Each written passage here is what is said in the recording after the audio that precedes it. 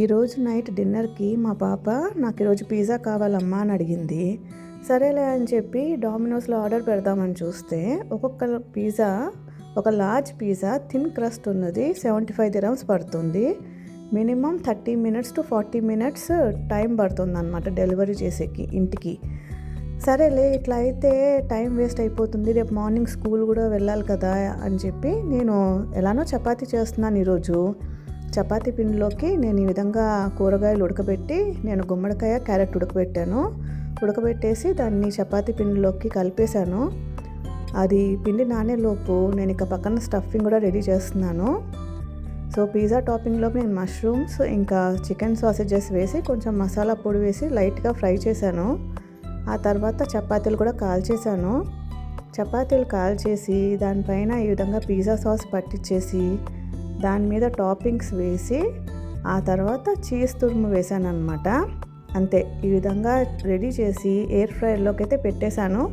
5 minutes, only 5 minutes అనమాట. Air ఫ్రైయర్లో బాగా కింద క్రిస్పీ లేయర్తో పిజ్జా అయితే ఎంత బాగా వచ్చిందంటే మా పిల్లలు ఇద్దరూ బాగా తినేశారనమాట. తినేసి ఇంకా పండుకునేకైతే వెళ్ళిపోయారు. మళ్ళీ రేపు పొద్దున్న స్కూల్కి వెళ్ళాలి. చూసారా, ఈ విధంగా చాలా సింపుల్ అన్నమాట.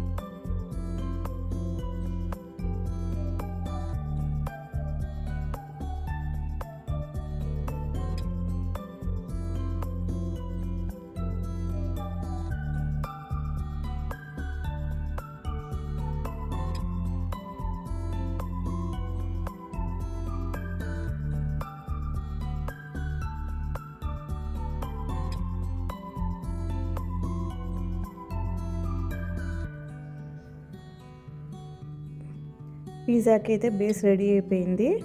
ఇప్పుడు నేను దీన్ని తీసుకొని ఎయిర్ ఫ్రైయర్లోకి అయితే పెట్టాను. ఎయిర్ ఫ్రైయర్లో నేను దీన్ని 200 degreesలో పెట్టి 5 minutes ఆన్ చేశాను.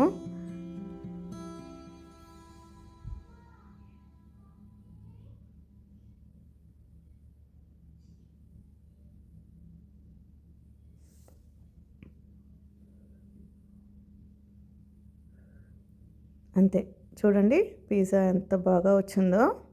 కింద బాగా క్రిస్పీగా ఉంటుంది చపాతీ మొత్తం, పైన బాగా చీజీగా ఉంటుంది. పిల్లలైతే చాలా ఇష్టపడి తింటారు. మా పాపకైతే బయట పిజ్జా కన్నా ఈ విధంగా ఇంట్లో చేసి పెడితే చాలా ఇష్టం అన్నమాట. కానీ ఒక్కోసారి కుదరదు, చపాతీ పిండి రెడీగా ఉండదు, అప్పుడు మాత్రం ఆర్డర్ పెడతాను.